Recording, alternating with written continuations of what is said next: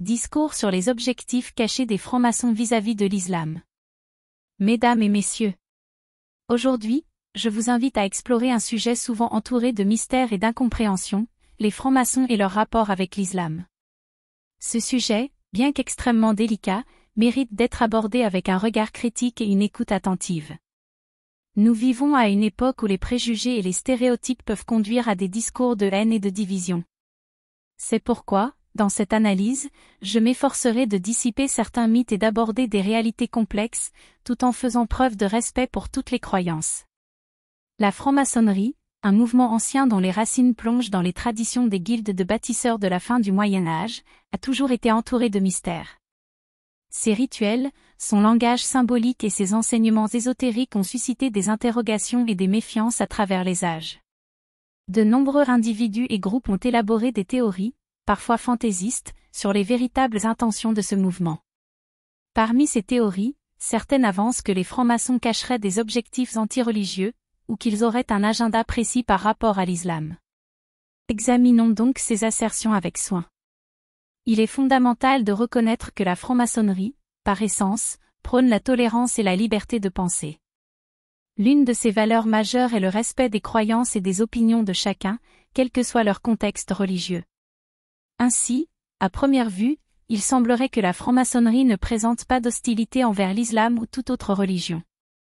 Au contraire, de nombreux francs-maçons eux-mêmes sont de fervents défenseurs du dialogue interreligieux. Cela soulève alors une question importante: pourquoi cette perception d'objectif caché persiste-t-elle? D'un côté, certaines interprétations de la franc-maçonnerie peuvent être perçues comme incompatibles avec les dogmes d'une foi organisée. Les valeurs de rationalisme, d'individualisme et d'esprit critique prônées par la franc-maçonnerie pourraient être considérées, par certains, comme une forme de défiance à l'égard des dogmes religieux. Dans ce sens, il est possible que certains croyants, incluant des musulmans, voient les francs-maçons comme des représentants d'une idéologie cherchant à éroder les fondements de leur foi. D'autre part, un facteur souvent négligé dans cette analyse est le contexte historique et sociopolitique. Au cours des siècles, des tensions ont émergé entre des gouvernements, souvent soutenus par des institutions religieuses, et des mouvements locaux de pensée libre. Dans certains pays musulmans, la franc-maçonnerie a été associée à des mouvements de réforme ou d'indépendance, ce qui a parfois conduit à une méfiance accrue envers cette organisation. Les révélations d'anciens francs-maçons ou d'historiens ont aussi amplifié ces perceptions, alimentant l'idée d'un complot caché. Cependant, il est crucial de distinguer entre l'action des individus et celle des institutions. Les interactions entre la franc-maçonnerie et les différentes traditions islamiques ne peuvent pas être réduites à une forme unique d'objectif.